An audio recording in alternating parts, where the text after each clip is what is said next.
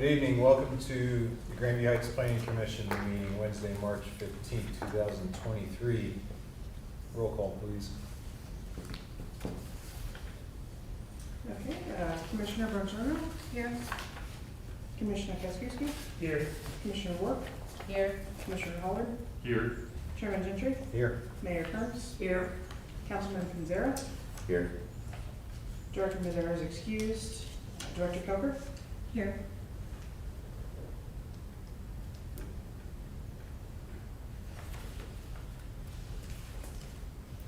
Thanks, Megan.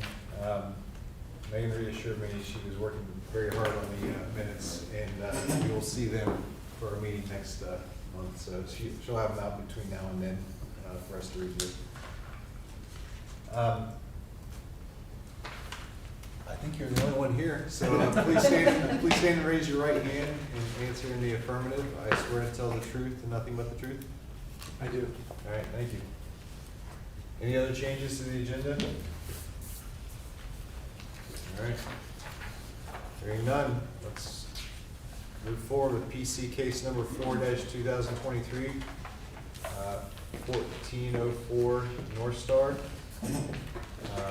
Applicant Brian Browner with Crown Castle, owners of Granby Heights School District, Board of Education.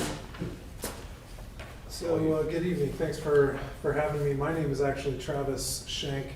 I'm standing in for Brian Bronner. He lost his father last week, so couldn't make it this evening. So to be with family. Also, thank you for having me in Columbus. By a stroke of luck, I'm actually staying in the same hotel as some of the basketball teams, so I'm looking forward to that. I wish I could take them out for a beer after the game tomorrow, but I won't be here. And I think some of them are probably too young for that. Anyway, so thanks again for having me. Just presenting this application this evening, which is a modification to an existing cell tower on the school property at their ball fields, 1401 North Star Avenue. Actually, I think that it may have already been permitted. There was a mistake in our original, I think the drawings indicated that we were extending the tower to replace what's there, which is AT&T is there already. They have a standoff mount, so that keeps the antennas in close to the support structure. And this application is to put a different kind of mount that separates the antennas with new technology. They're seeing a lot of interference with the close standoff antenna kind of mount. So that's one of the reasons why this application is coming through. So what this is doing is extending the actual structure. The mount of the standoffs was above the structure, and this application needs to extend the support structure up about 10 feet. The antennas are pretty much staying at the same height as they currently are, but the mount is off the support structure.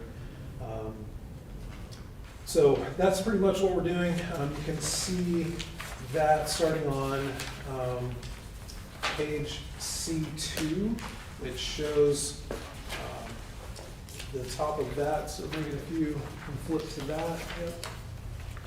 Right there. So the top right, you'll see is showing the existing, and what I mean by a kind of a standoff antenna mount.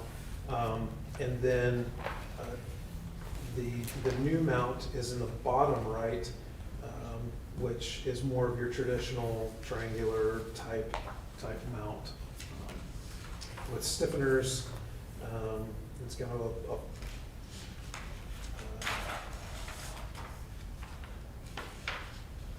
Yeah, so you'll understand, it's not a platform mount that you can't, personnel can't stand on top of it. Those are a more robust type of mount.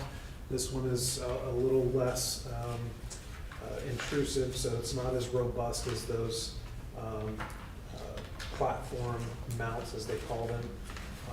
This will take, any changes to it would require a man lift, and which is again less intrusive than say like a crane, but you get the idea. Also, the ball field lights do not change in height. That is it takes a lighting engineer to make those changes, and that's a scientific location of those lights to give the best lighting for the sports that are played there. So those will not change. So I think you get the idea of what we're doing here. Are there any questions to that? Thanks for the presentation. We're going to go through the staff report and then see if the commission members have any questions. Great. Thank you. Liz? Yeah, pretty straightforward, really, the cases before you tonight, because there's no very specific height related to cell towers. They're just required to come before the planning commission for review. The concerns that the city had basically was making sure that the school district was okay with this. They're doing some master planning, and we've been in touch with the with the leadership there, and there's at the back of your packet, there's an email from Superintendent Culp indicating that they are in fact good with it. As the applicant has shared, this is in addition to an existing pole that was installed in 2002, from what I can find from the history. We have engineered drawings from the applicant. The work will provide, positive improvements to cell service in the area. Let's see, I think that's really pretty much it. We don't have any, really anything to add, and would recommend approval as submitted. Happy to answer any other questions. All right, thanks. Since Sarah's our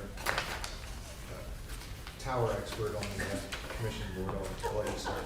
I was just gonna say, I don't know anything about towers, but, no, I mean, it seems, like a minor change to the top of it. I guess, from what I'm understanding, it's gonna feel a little wider at the top, right? A little That taller is and a little correct. wider at the top. I honestly had to drive by, 'cause I couldn't place the tower. I thought it was part of the lighting, the stadium lighting pole for the stadium, so that it's being used for both and that the schools are approved, I don't know. All right. Francis? Well, I mean, I noticed that too, that it's not just taller, it seems like it's gonna be a lot bulkier, so I'm just trying to picture this, because 10 feet it's a lot.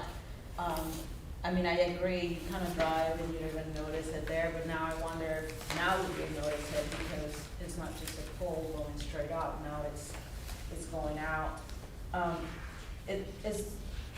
Is there a reason why we have to go 10 feet more? I understand you said because it goes on top of the pole, but couldn't slide downward or So, cut the pole well, to 10 feet or?